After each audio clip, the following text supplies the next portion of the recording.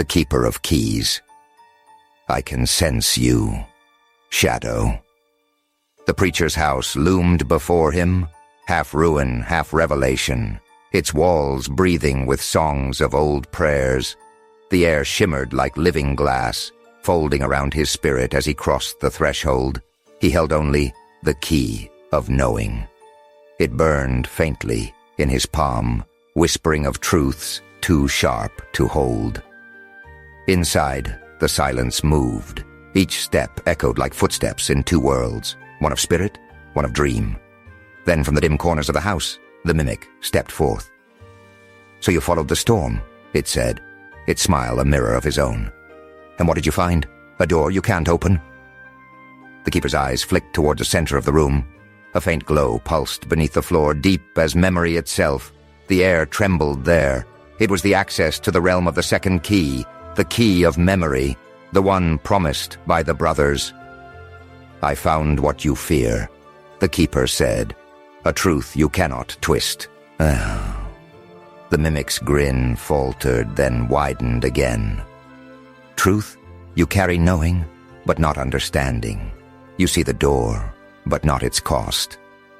Lightning whispered through the cracks of the walls. The preacher's house seemed to breathe harder, alive with tension. The two figures, one spirit, one reflection, circled each other like storm and shadow. Then without word or warning, they clashed. The key of knowing flared in the keeper's hand, cutting through the dark. But the mimic was swift, dissolving and reappearing, striking with voices, each one a memory twisted into blade.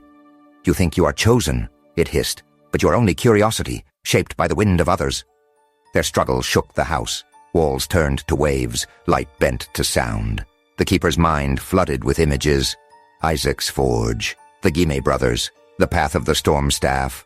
But each vision blurred, reshaped by the mimic's deceit. At last, the keeper thrust the key forward, channeling the full fire of knowing. The room exploded in brilliance. The mimic staggered back, its form flickering. "This house was meant for truth," the keeper declared, "not for echoes." But the mimic only laughed, a sound like shattering mirrors. "Then let truth be your prison."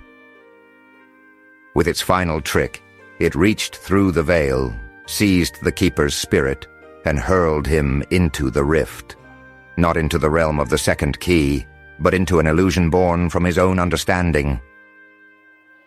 The keeper fell through light.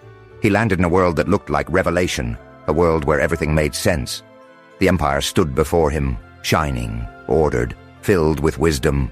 He saw Isaac forging souls. He saw the Gima brothers guiding balance. He saw himself walking among them as one who knew all things. But none of it was real. It was a memory woven from illusion, shaped from fragments of his desire to know. He believed he understood the Empire's origin, its purpose, its balance, its song. Yet every truth he touched was an echo of the mimic's deception. In this false world, the keeper smiled, believing he had found what he sought. Outside, his true body lay cold before the preacher's house, the key of knowing dimming beside it. The mimic stood in the doorway, watching. "Let him think he understands," it whispered to the storm, "for nothing blinds like the comfort of false knowing."